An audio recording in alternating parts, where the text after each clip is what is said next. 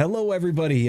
Very excited. This is the first time that I've had actual painters artists here in the studio today. I got Dennis and Dylan White with me talking all about their new mural. Some of you may have seen it right behind Art Alley there.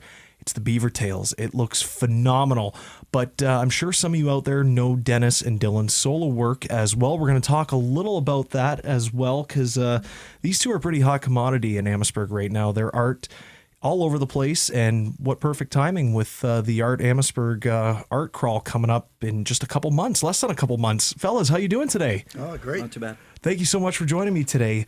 You know what? I got to start with Pops. What got you into, painting and art in general? Well, I always liked art, but I never believed that I could do it, And back when I was 28 years old, I decided I was going to start painting, and so it started from there. And, things just branched out from there. I started doing stuff in kids' rooms and people's homes, and just with practice got better at it. I really didn't believe in myself at first. It was really a struggle to do anything, to want to show anybody, because you're insecure, and I never had any formal training or anything. So and over time, just practice at it, and and I got to the point where I wasn't afraid to ask questions anymore. I found that other artists are really willing to help you and, suggest things. And, so it was good, that way. You never took, any classes at all? No, I took an airbrush, a couple of weekend workshops type thing when I think that was in the early 90s. Okay. And I found that quite helpful because it helped me with color and shadows and, back shadows and light, and so it was really good that way, and softness and sharpness and different, just using a different technique. And I used it quite a bit at first, and then I got pretty much solo on hand brushing. Mm-hmm. I don't spray too much anymore with the airbrush. Well, obviously you were either a natural or you just practiced a lot, because really good and really well known through this town. It's amazing to see. Well, it's God-given gift, I guess. Yeah, really. Yeah. How about you, Dylan? Growing up, your dad, this great artist, how much of an influence and help was he on your career? Oh, yeah, I grew up with art right from the beginning. He used to come to our school, and, when I was in grade 2, he'd come in and he'd do little airbrush lessons for everybody and raffle off a t-shirt and stuff, so it was cool there. But yeah, always interested in art, just all through high school, and then kind of fell off a little bit, and then he kind of got it going later on in life, and hopped on board with him. We do murals for Pet Value, so yes, yeah, in different areas in Canada as well, correct? Yeah, all over Canada. All the different stores, right from east to west. Wonderful. So, yeah, that's awesome. Cool. That's the day job, right? But yeah. So you both, I'm assuming, either drive out together or fly out together? No, we just do them in my garage and ship them out. No way. Yeah. Wow. So it's as simple as that. What do they give you, a huge, cutout that they want you to? Well, they suggest what they kind of want. They leave it open to us too, but they give us an idea, and then we do them on aluminum panels, and the average mural is 14 and a half feet by 6 feet, 14 and a half wide by 6 feet tall. Sometimes it's 22 feet, and they're broken down in panels, and that's how we ship them. So when they're up on the wall, they're all sort of joined together like a puzzle. Okay. I didn't know it was that easy to get it out, but obviously each panel being 16 by 14, I think you said. Well, each panel's about 34 inches by 6 feet. Okay. And then, it wasn't easy in the beginning, No. but we've done 700 of them now, so wow. It's a little bit easier now. We kind of got used to. So now that you've both been doing that for a while, how long would a panel take, both of you working on it? Well, sometimes we can do two full murals a week. Yeah. Get that done. So we don't work on individual panels as we go.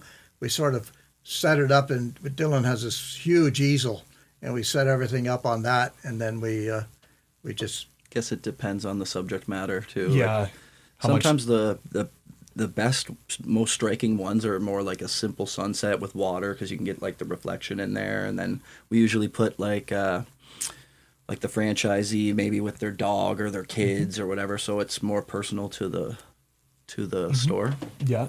And then each one has like a landmark from the town or whatever, like a bridge or a beach or. So a little bit of research too on the town specifically goes into this. Very nice. It's cool. You learn about towns that you've never even heard of, right, in Canada, and then when you see it, you're like, oh, you got a mural there, so it's pretty cool. That's so cool. Well, you both have made a huge name for yourself, both of you, solo and together. Do you remember the first piece that you both got to work on together that was something where, it was for like a business, you got paid to do it? Well, it's an interesting story about the pet value deal there. I had a friend in grade school that lived here, and his name was Ian Doust, and he ended up working for Pet Value. And one day, he moved away when we were in grade 8, and he was living up in Barrie somewhere. And he called me. He was working for Pet Value, and he said, "Are you interested in doing some artwork?" And I said, "Sure." So I started to work on the first mural, and then I was really struggling with this one thing that I just couldn't seem to get, and I was frustrated, and I walked away. And when I came home, Dylan had it done. Wow. And from that day on, from that day on, we worked together. Like father, like son. It's cool. cool. There's certain things that I struggle with, and he can come in 5 minutes and do it. And certain things that he struggles with, I come in, and it's. It's funny. You would think that we would have like the same styles, but we almost, since working together for so long, we basically kind of have opposite, and we complement each other. So it's good. Like he'll stick to one thing and I'll stick to the other. And it's a perfect team, right? It's kind of cool. That's awesome. Well, we're going to take a quick break here on the Berg. Don't go anywhere. Still got plenty to talk about with Dylan and Dennis White. Hello again, everybody. Spencer Duby here with Dylan and Dennis White, talking all about some art murals here in Amherstburg. They're scattered all over, the ones that they've worked on solo and together. Fellas, once again, thank you so much for joining me on the Berg. Got to talk about the Beaver Tails. We were chatting off air here, how beautiful and crisp. That's what I worded it. The designs on it are so crisp and so realistic. It doesn't look like it should be against a building. That looks like that could be something 3D actually in the ground right there in front of the building. It looks so good. You both did a phenomenal job. And then right next door is Musicland. That Beatles mural that you did, Dennis, wonderful too. Amazing. I remember that was the talk of the town because everybody loves the Beatles. Bethany, Thank you. literally picked you out to do that, which wonderful. This has got to be special though. Father-son duo for the Beaver Tails, and it came out beautifully. Do you draw something like that on such a huge canvas? Do you kind of sketch it out first? Well, yeah, we certainly put stuff on paper, and then, but as we go, you have an idea, but what I had originally on paper, it's very much like that, but I always find that the wall kind of speaks to you, Mm-hmm. You got a door to contend with, you've got pipes to contend with, you got this and that, and so you're able to move stuff around. But Dylan's really good at on the computer with different overlays. He can take a picture of the building and then take the design, lay it out on there, which I have no idea on how to do that, so I'd be lost with that technology. Neither do I. But he can do it, and then when you present it to the client, they have a really good idea of what it's going to look like. I mean, you can sway from it a little bit, but yeah, it's yeah. No, it turned out phenomenal. I might be hard to answer this, but like, what portions of the different pieces of art on that mural did you each do? Well, I did most of the sort of the landscape, trees. Dylan actually drew it all out there first. He went out and with a pencil, and he when you overlay the picture on the building, you have different marks, like you have where the door is, you have where that pipe is, you have different areas like that, little focus points. And he went in and basically found out where the horizon would be, and then he sketched out the water. I don't know, maybe 15 minutes you had it sketched out pretty much. That's it? That's all that it took you? Yeah, and then... well, you just kind of get like a line drawing, and then once you pull out the paint, you start with like dark colors, and you just get the image there, and then you... I'm in shock. Like, to me, that seems like that would take longer to kind of like trace everything out. I don't know. Obviously, you're not tracing out each individual leaf. Basically, you're basically just getting kind of where the trees are just basically like a line, like a straight line up, and then getting the horizon, and you're just kind of just pulling lines basically. But that's a testament to you and your dad that you can just lay a certain, line, however it looks, and okay, a leaf goes here, we're going to put a tree here, we're going to do whatever, water here, like that. Yeah. That's a testament to you and your dad. That's so impressive. Like, thank you. Something that fast. Like, did the connection, the chemistry, like come just like that between you two? Yep. Or yeah, it was very much so. Yeah, pretty natural. And you stand back and you look at it and you see spots, like you're looking at a little picture that you start off with, like a 8.5 by 11. And, you're looking at that, then you get there, and this wall's big. It's 25 feet long by 12 feet high. And it's just a little different. So you stand back, you go across the parking lot, and you say, oh, yeah, that would look good over here. Or, that needs a tree. That space needs some logs. It's kind of thrown about just to kind of give it a little bit more. And that's what I mean by, the wall speaks to you with what it needs. Yeah.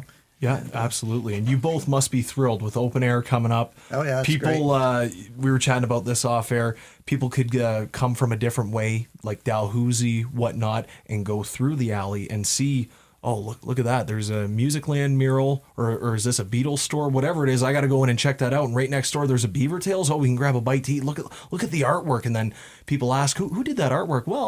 Well, actually, Dennis White did the Beatles one, and Dennis and his son Dylan did the Beaver Tails one.